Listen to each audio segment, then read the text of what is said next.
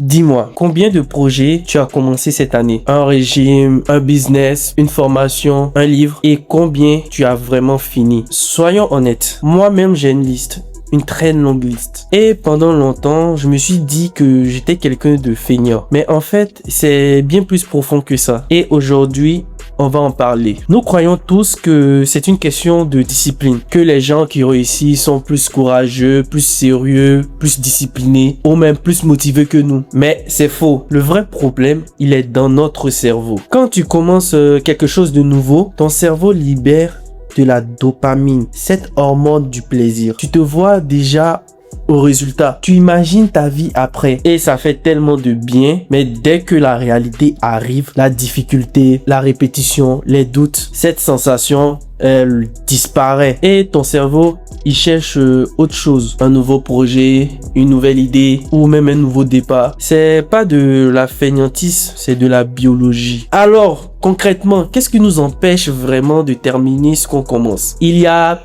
4 grandes causes. La première, c'est la dopamine du nouveau projet. Chaque fois qu'on a une nouvelle idée, notre cerveau il s'emballe parce qu'il adore la nouveauté. Mais dès que l'excitation est redescend, tu te retrouves seul face au travail réel. Et là, c'est plus pareil. La deuxième cause, c'est la peur de l'échec. Tant que tu n'as pas fini, tu ne peux pas vraiment échouer. Alors inconsciemment, tu abandonnes avant même d'être arrivé au bout. Tout ça pour juste te protéger. La troisième, c'est le perfectionnisme. Tu veux que tout soit parfait. Alors tu bloques.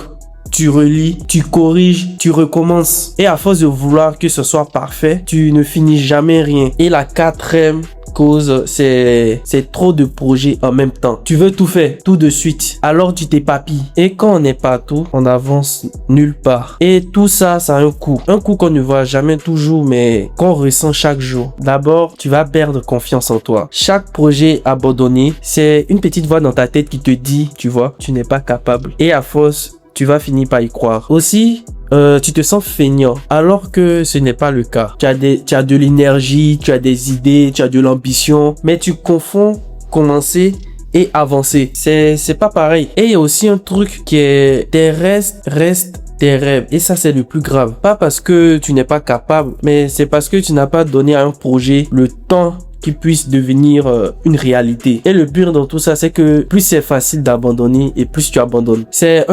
comme un cercle vicieux. Et si personne te le dit clairement, tu vas rester coincé dedans sans même t'en rendre compte. Alors, qu'est-ce qu'on fait?